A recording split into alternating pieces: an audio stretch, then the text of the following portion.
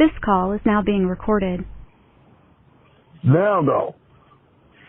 Oh yeah, what I was saying to you, Prince, was with this thing that's going on right now, everybody gonna feel this pinch. You have a lot of people that might not feel it because they have that business, they got that money coming. So, you know, this thing going on with the government, when people could afford a full detail, go ahead and do what you want to do. How much it's gonna cost? $500. Okay. Now it's getting ready to hurt some of these people that used to can afford that to be like, they're gonna be like, man, I can't afford it. I'm going through this shit, and I'm gonna have to settle for a wash and a vacuum. You know, I just can't. I can't afford a $500 car wash this time. I can't afford it. Not this time. And not this time. And I'm gonna tell you something else. It's gonna force a lot of people that do like to get their car done by details to the point where they're gonna start going out buying their own pressure washer and vacuums. Hey, Styles, how do I sound on your end? I got this Bluetooth, man. It's kind of acting funky on my end. How do I sound? Oh, you clear to me. You clear. Okay, all right. You clear to me. Yo, Styles, now that you brought that up, I have a way of detailing now. Mm-hmm. Where you can do a full detail. When I'm saying full detail, I'm saying wash, wax, shampoo, synthetic coating, wheels, rims, tires, et cetera, all the stuff in between. An hour and a half. Mm-hmm. And I don't need no equipment. And when I say no equipment, bruh, I mean I don't even need a vehicle. And I'm mobile. It's dope. Wow. I can't wait to release it. It's dope. It's dope, bro. Wow. It's like using the earth. It's like using the earth just to do your detail, bro. It's crazy. I'm telling you. That right there is deeper than the Atlantic Sea, man. That's deep. Heavy. Because if that's what you got going, that's going to be sufficient in the detailing business. I didn't even tell you the best part. Because I put synthetic coating on it, the car stay clean for 3 months. Ooh, yes. Woo. Oh. Prince, I want to share this with you. Preach. Wait. When I used to keep both of my vehicles clean, it could rain and everything. And when the sun, for 3 days, maybe 4 days, people used to ride by and be like, what you do? You must have been up with the sun. I was like, well, why do you say that? They're like, it rained and your cars look like they ain't dirty. I said, because they protected. The rain washed it. The rain washed it. The rain washed it. And another thing that I love, like people with their rims and everything, brake dust. When your rims when your rims are well protected, all you got to do is take your garden hose, walk around your car in the morning, and just hit it with a garden hose. No pressure washer, and your rims come back clean because the brake dust is sitting on top of the protection. Now, how much did you charge for something like that, man? Because it sounds like you're doing rim protection or polishing. Yeah. That's what it sounds like. How much did you charge for something like that? Okay, well, you got small cars, medium-sized cars, and you got the other customized rims and stuff like that. It depends on the size of the rim. It can go from $40 a rim, So you're looking at the front two, that's $80. The back two, that's $80 for just a regular vehicle. You just made $160 just for doing rims, and I think that's very damn good. $160. You said that, bro. Yo, bro, I'm glad that you said that because when you just, in the beginning, you was like, you know, you got to break it down to the car wash. Some guys are going to be forced down to the car wash. But I agree with you 100%. However, if a guy learn how to upsell himself, like with the rims, like what you just talking about, he can still come out with that cash. Am I right? He's going to win. He's always going to be a winner. He's going to win. Because guess what? You done won by just, okay.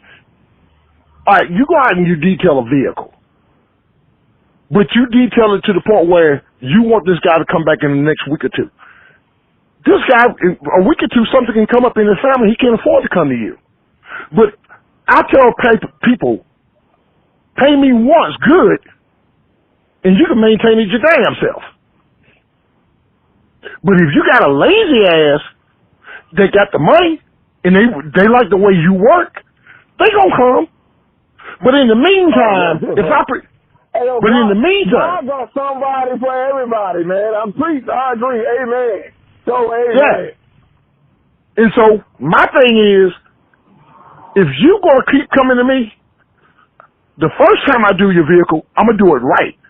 So the second time I do your vehicle, I don't give a damn if it's 2 weeks, a month, or 2 months. When you come back to me, my work is halfway done. But guess what I'm going to do? I'm going to put more on top of your rims. I'm going to keep those glasses protected. I'm going to keep the car protected because when you can't afford to get to me, you can just rinse it off with yourself, and I'm going to tell you. Yo, you so on point, bro. You so on point. You so awesome, Sal. Keep going. Thank you. I mean, okay. Take your bow, baby. I'm bowing. But like I told you earlier when me and you was talking, why would you sell somebody something that you wouldn't buy? Therefore. You understand what I'm saying? Why would you sell something to somebody, a service or anything, that you wouldn't buy yourself? But you are charged them for it. One thing I learned in my life, man, slow money lasts a long time. Well spoken.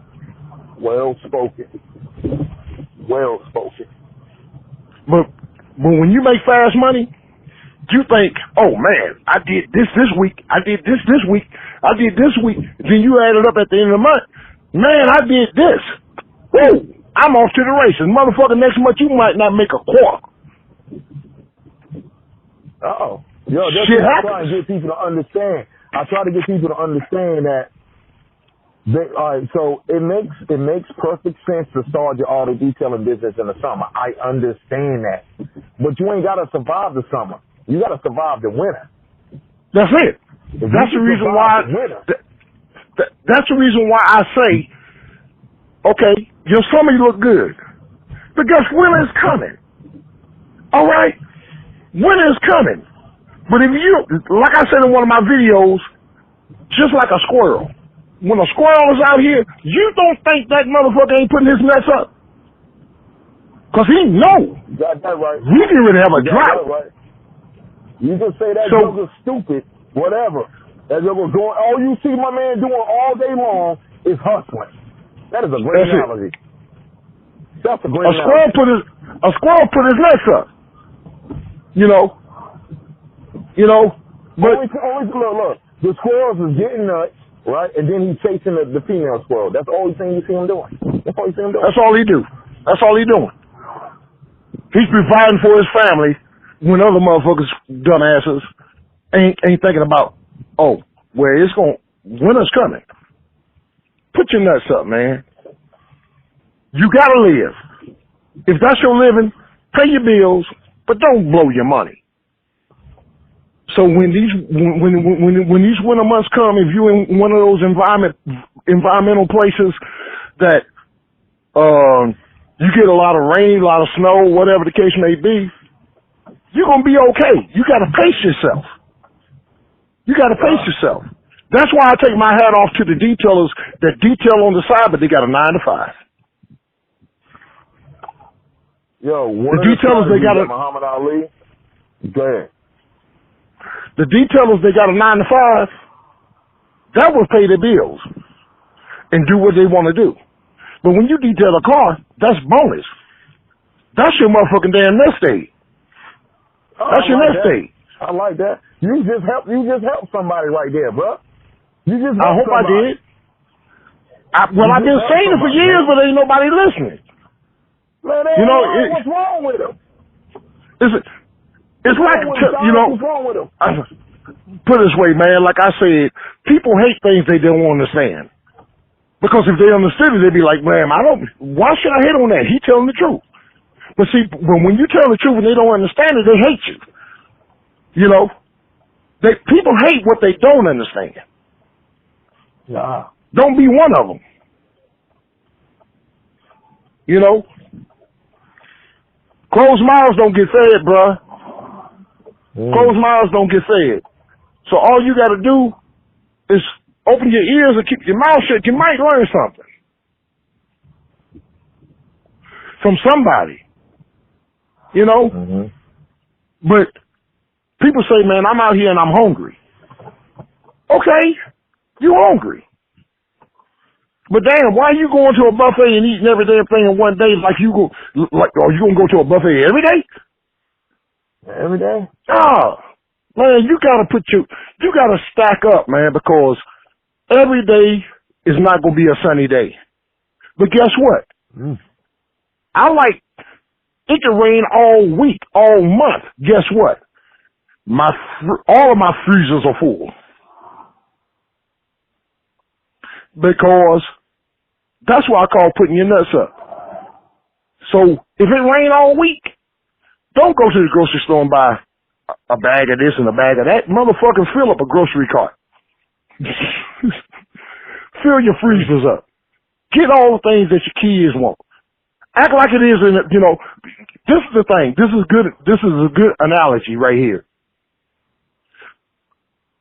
In North Carolina, people will go to the grocery store as soon as they hear it's going to snow. And then turn around, it don't. They might see a little flake here and there. They go to the store and buy all the eggs, bread, and milk. And it ain't snowed. A hurricane coming. Same thing. Okay. You'll do that when the weatherman tell you what's coming. You don't need the weatherman to tell you that motherfucking damn in August that winter's right around the damn corner. Stack your nest up, man. You know. Yeah. Harvest your nuts, man. Harvest your nuts. Protect them nuts, bro. Always protect your nuts. Wu-Tang said Wu-Tang always said protect your neck, right? Protect your nuts. Put your nuts up. Because, there's 365 days in a year, 52 weeks. Come on, man. I mean, damn nuts up. protect your nuts, man. The hell is wrong with people, man? We need to protect them nuts. I wanted to say this real quick, man. Cause y'all got me. Okay. You got me tripping. I got you hyped. Muhammad Ali, he knew that regardless of how well you can fight, right? Regardless of how well you can fight, if you ain't got the stamina, I'm gonna beat you. That's just what it is. Like, I don't care how many players. You can't last to the 15th round, I do not believe you. And you got to be able to dance with them devils, bro. Dance with them. You got to be able to dance with the devils. You ain't got your nuts. Yo, if you can't protect your nuts and he hit you with a low blow, you're going down. You're going down. That's the point. If you learn how to protect your nuts, you ain't going down. I would like to add something onto that. Muhammad Ali said something right. George Foreman said it. George Foreman said, I'm going to tell you what George Foreman said. And when somebody asked him about Mike Tyson, and a couple of other boxers. George Foreman, when he should have been retired a long time ago and came back, he said, if you party a week before you fight me, you ain't gonna win. You ain't gonna win. You know why? You ain't gonna win. Because if anything happens from round 1 to round 12, that's all right.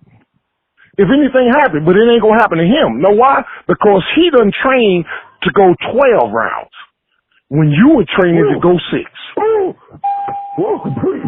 Oh, preach. Yo, you need an organ behind you, bro. That was fire. That's the reason why people don't like Floyd Mayweather. Floyd Mayweather don't train because he's not a knockout artist. He trained for the time of the fight.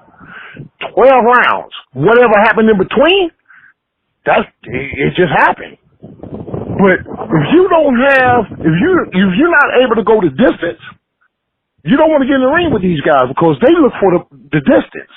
You see what I'm saying? And that's the reason why I fall back on this. Oh, and I'll also speak, perfect analogy, Mike Tyson. Mike Tyson never trained for 12 rounds because he always felt I'm going to knock everybody out in the first 2 or 3. But when he fucked around and ran across Buster Douglas, you know, Buster whooped his ass past the rounds that he never went. See what I'm saying? You come out throwing haymakers and this motherfucker was eating them up. Well, yeah, I mean, the strategy was easy. They knew that Mike Tyson, the dude ain't never fought past like the 5th round. So he's not a distance fighter. He don't have the stamina. Yeah, he'll punch. He don't have it. His punches are hard, but if you can take like 2 or 3 of his punches and you know you can take it, you done. You done. And see, perfect example. When Mike Tyson fought Evander Holyfield and Evander Holyfield were eating the motherfucking punches, he was like, shit, I can't knock this motherfucker down, but I can chew his ass up. Mm-hmm. He went to biting him. God darn. You know? Well, I'm like, he knew that he had lost. He knew he had lost because I done hit this dude with everything I got. And he's still here. And he's still here. He's smiling. That's right. But the shit that Evander was hitting him back with, it was hurting him. But Evander was physically and mentally trained to eat that kind of shit that Mike had. Yo, you know? Here's what's crazy, bro. And I got to run after this, man. Here's what's crazy. Is that Evander Holyfield been wanting to fight Mike Tyson before he got locked up. But if you look at Evander Holyfield joint on Netflix, he been wanting to fight Mike Tyson from like day one. It was like, man, so many things getting in the way of him. I know I could beat this dude. I want to fight him in his prime, but that never happened. That's right. And now they saying, okay, well, you know, it was this, but he beat him twice, I think. I don't really watch sports that much, but I did watch that. And Evander beat Mike Tyson. Evander beat Mike Tyson in the Olympics.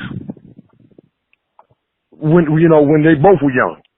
Mike was a child. I think Evander might have been. Yeah. Mike got his first ass whooping from Evander Holyfield when they had on protection. You know what I'm saying? In the Olympics. I didn't know that. Yeah, but he whooped his ass when he was a kid. And after that, that's when Mike went pro and came out the gate swinging. You know what I'm saying? Knocking everybody out. But Evander was that motherfucker, you must have forgot about me. See what I'm saying?